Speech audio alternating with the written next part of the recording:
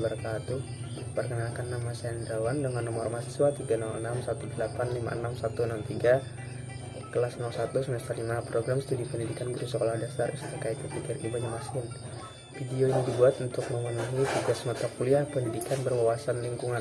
Dalam video ini saya akan memaparkan tentang yang pertama, pengertian lingkungan, kedua, perbedaan ilmu lingkungan dan ekologi, ketiga, mengapa anak perlu belajar ilmu lingkungan, 4. Apa tujuan adiwiyata di sekolah? 5. Apa saja yang dinilai dalam adiwiyata? Selamat menyaksikan. Baiklah, yang pertama kita akan jelaskan tentang pengertian lingkungan. Lingkungan adalah kombinasi antara kondisi fisik yang mencakup keadaan sumber daya alam seperti tanah, air, energi, surya, mineral, serta flora dan fauna yang tumbuh di atas tanah maupun di dalam lautan. Dengan kelembagaan yang meliputi ciptaan manusia seperti keputusan bagaimana menggunakan lingkungan fisik tersebut, lingkungan juga dapat diartikan menjadi segala sesuatu yang ada di sekitar manusia dan mempengaruhi perkembangan kehidupan manusia. Lingkungan terdiri dari komponen abiotik dan biotik. Komponen abiotik adalah segala yang tidak bernyawa seperti tanah, udara, air, iklim, kelembapan, cahaya, dan bunyi.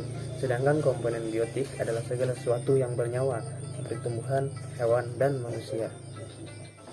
Selanjutnya, perbedaan ilmu lingkungan dan ekologi. Ilmu lingkungan menurut Botkin dan Killer 2007 menulis, ilmu lingkungan adalah sekelompok ilmu yang mencoba menjelaskan bagaimana kehidupan di bumi dilestarikan, apa yang menyebabkan persoalan lingkungan, dan bagaimana persoalan ini didapatkan.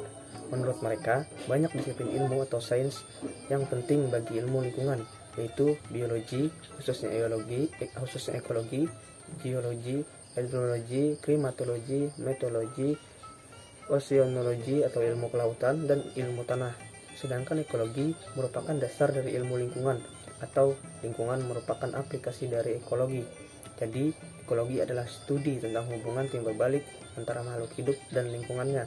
Tidak dianggap identik sebagai ilmu lingkungan, melainkan sebagai dasar ilmu lingkungan. Mengapa anak perlu belajar ilmu lingkungan? Supaya si anak bisa ikut berperan penting dalam menjaga dan melestarikan lingkungan yang ada di sekitarnya. Dengan memberikan pendidikan ini, diharapkan munculnya kesadaran agar lingkungan tumbuh dan berkembang dengan baik. Untuk selanjutnya terjadi perubahan sikap, pandangan, serta perilaku terhadap lingkungan. Oleh karena itu, pendidikan lingkungan hidup harus diberikan untuk semua tingkatan dan umur, baik melalui jalur sekolah maupun luar sekolah. Pendidikan lingkungan merupakan salah satu faktor penting untuk meminimalisasi kerusakan lingkungan hidup dan merupakan sarana yang penting dalam menghasilkan sumber daya manusia yang dapat melaksanakan prinsip pembangunan berkelanjutan. Apa tujuan adiwiyata di sekolah? Untuk mewujudkan sekolah yang bersih, indah, sejuk dan nyaman, untuk digunakan dalam kegiatan belajar mengajar, untuk membentuk sekolah peduli dan berbudaya lingkungan yang mampu berpartisipasi serta melaksanakan upaya pelestarian lingkungan dan pembangunan.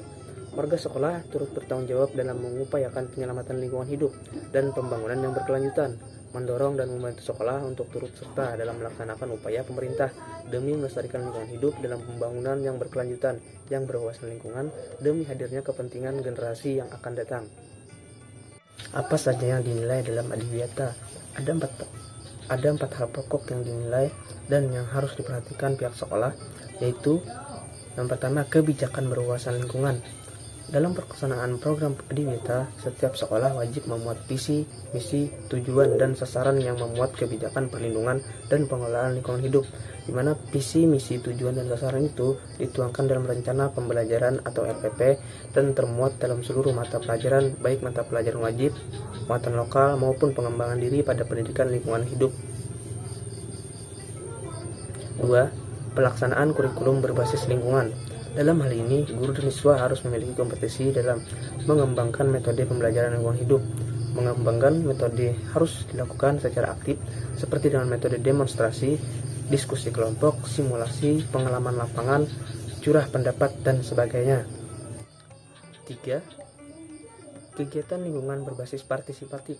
Kegiatan lingkungan berbasis partisipatif yaitu kegiatan yang dilakukan oleh seluruh warga sekolah dalam rangka memelihara dan merawat gedung dan lingkungan sekolah, seperti melakukan aksi pemeliharaan tanaman, pembuatan taman, pembuatan tanaman obat keluarga atau toga, hutan sekolah, pembibitan pohon, kolam ikan, dan juga pengomposan sampah. 4. Pengelolaan sarana pendukung ramah lingkungan. Guna mencapai sekolah adiwiyata, setiap sekolah wajib mengelola sarana pendukung yang ramah lingkungan dan ramah anak. Pemanfaatan kembali kertas atau daur ulang adalah salah satu upaya mendukung ramah lingkungan di sekolah. Sekolah harus menyediakan ruang terbuka hijau atau RTH, pengelolaan air limbah, drainase yang baik, pengelolaan air bersih, penyediaan tempat sampah terpisah atau pengomposan.